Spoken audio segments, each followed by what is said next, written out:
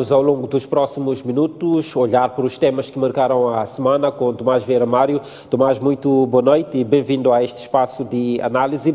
Começamos pela revisão da Política Nacional de Terras, lançada ontem pelo Presidente da República. A questão que lhe coloco, Tomás, é que aspectos fundamentais a nova Política Nacional de Terras deve ter em conta, tendo em conta a importância deste recurso para o desenvolvimento do país? Boa noite, Tiwa. De facto, esta quinta-feira, o Presidente da República lançou formalmente o período da auscultação pública para a revisão Política Nacional de Terras.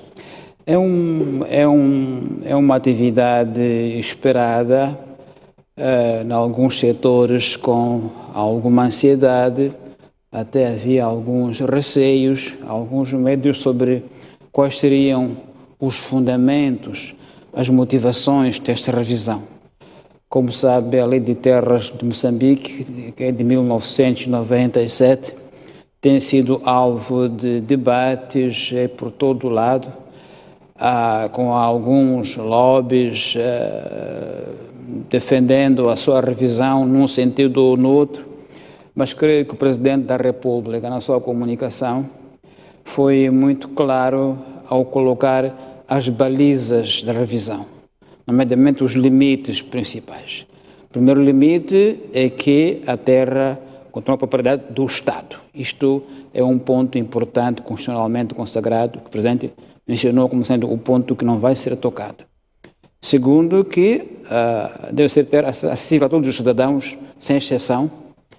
E terceiro, a respeitar os direitos adquiridos das comunidades locais, dos cidadãos. São os três pilares principais que constituem a Lei de Terras presente, que a torna uma lei quase única em África, em termos da sua natureza progressista, porque reconhece o direito das comunidades, reconhece as práticas costumeiras na gestão da terra e reconhece que que as comunidades que estão nas terras que ocupam tradicionalmente têm direito, prevalece sobre quem adquira por via oficial, por via do ato. Então, são três pilares que me parecem fundamentais e que o Presidente mencionou que devem ser mantidos intocáveis na revisão. Isso já coloca um padrão de revisão mais claro e também o Presidente indicou quais seriam as questões que, ao longo desses 20 anos, se mostraram como sendo suscetíveis de debate. Por exemplo, a questão das consultas às comunidades. Que consultas se fazem? Qual é o seu impacto real, as consultas às comunidades? Por exemplo, o valor mesmo do DUAT. E qual é o valor real do DUAT? Se pode considerar que é transmissível ou não o DUAT. E também a questão de o que é a comunidade local. Como é que se define a comunidade local? Quais são os seus direitos? Definição jurídica dessa entidade. Então, penso que o Presidente fez uma comunicação que enquadrou muito claramente o âmbito da revisão. Portanto, não é uma revisão, digamos, de papel aberto, mas com balizas muito claras, que me parecem serem importantes, que tiram, portanto, alguns receios que havia em alguns setores de que havia algum lobby para ser privatizada, por exemplo. Creio que com este discurso esse receio foi dissipado, felizmente, na minha opinião. De acordo com os dados avançados no evento de lançamento desta revisão, ainda há muita terra ociosa. Sim. Vemos através de exemplos como da África do Sul, do Zimbábue, que a terra para a produção agrícola ainda é um assunto de muito debate. Sim. Em relação a este aspecto concreto de transformação da terra no recurso ativo para o desenvolvimento, que política nacional devemos ter? Eu penso que a ideia de colocar a terra como o doado como sendo transmissível pode, de algum modo, responder a esta questão. Como é que se pode evitar terras ociosas? Como é que o doado pode ser usado como um instrumento, como um ativo? Ainda não se percebe bem em que contexto isso vai ser, digamos, abordado, mas a questão de terras ociosas. Essa questão de terras ociosas, bem colocou o Presidente da República, muitas vezes é porque há quem assambarque a terra sem qualquer projeto do seu uso. assemblar a terra para fazer dela um instrumento de troca ou, de algum modo, colocá-la no mercado. Isso existe. Por isso mesmo, volta e meia, se faz campanhas de ver quem é que está a usar a terra que pediu. Há muita terra ociosa por aí. Então, tem que ser uma terra bem gerida, constituições capazes de fazer essa gestão, também é o ponto que o Presidente mencionou. Então, a questão de terras ociosas, a questão de como é que se pode colocar o doate a ser transmissível, é uma questão que o Presidente mencionou para debate.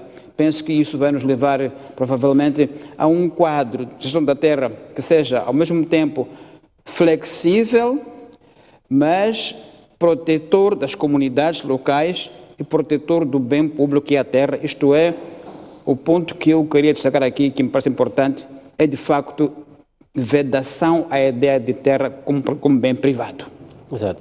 Um dos temas que, sem dúvidas, marcou a semana foi ainda ontem a comunicação do Presidente da República à Nação, o chefe de Estado a decidir manter encerradas as escolas até a criação de condições, uma comunicação que aparece depois da sociedade ter manifestado muito medo e receio em relação às condições de biossegurança para o retorno às aulas. Eu penso que o chefe de Estado andou bem nesta decisão. Andou bem, sobretudo porque na sua comunicação foi muito feliz ao descrever o processo que levou à decisão. Ou seja, a descrever as consultas que fez com diferentes setores da sociedade moçambicana, com igrejas, líderes políticos, líderes comunitários, e, portanto, colheu desses setores a sensação de que não estamos prontos para abrir. Não só a sensação, mas também os factos em si próprios. O facto de que as escolas, que são o centro de maior preocupação, não estão prontas, é um facto muito importante. E parece que é uma oportunidade agora que apareceu de realmente as escolas poderem ter condições de higiene e de saneamento adequado. É uma oportunidade, parece-me, importante a ser tomada. Por outro lado, a abertura dos cultos, de celebrações religiosas, parece-me um grande risco. Um grande risco. Já aqui falei, sabe-se muito bem como é que são os cultos. Os cultos são momentos de comunhão, momentos de encontro entre os crentes, entre si. Não é um momento de afastamento, é de aproximação, pelo contrário. E, portanto, se não há condições mínimas de higiene, de distanciamento nas igrejas, pode ser um foco de transmissão muito, muito severo. Então, penso que foi uma decisão, digamos, sensata do chefe de Estado, que ouviu aquilo que o povo dizia e exprimiu muito bem na sua comunicação ao dizer que vamos, entretanto, acelerar os processos de preparação para que possamos entrar no novo normal, mas de forma cuidadosa e não precipitada. E disse mais, que acho importante, estas questões não se enfrentam com medo, mas é com análise, é com estudo, é com certezas. Então, penso que foi uma decisão sensata, que correspondeu àquilo que era a tendência geral do público, porque não havia um conforto de que as crianças voltassem à escola, porque se houvesse abertura paulatina, havia discriminação, porque haveria de haver escolas com condições, portanto, alunos que iam voltar, e outras sem condições, alunos que iam ficar excluídos. Isso não era justo do ponto de vista social, haver um grupo de estudantes que regressem, outros não, porque não têm condições. Então, acho que uma decisão sensata que correspondeu ao que era o tom geral da população sobre a matéria. Mais do que o encerramento, esta decisão significa mais tempo para preparar condições para o regresso, seja às escolas, seja aos cultos religiosos. Sim. Que caminhos se devem seguir neste momento, com mais tempo de preparação, tendo em conta que as novas atualizações da Organização Mundial da Saúde levantam, por exemplo, a possibilidade de transmissão do novo coronavírus pelo ar, ou seja, simplesmente pelo fato de estarmos no espaço fechado, a circulação do ar já pode transmitir a Covid. Hoje eu penso que não haverá um dia em que diremos estamos finalmente 100% prontos. Esse dia nunca vai chegar. Não é assim que vai ser esperado. Teremos que saber conviver com o vírus, controlando as condições da sua transmissibilidade. Este é um vírus, como se diz, novo, portanto, todos os atores estão aprendendo, estão adaptando. A própria OMS volta e meia diz e desdiz.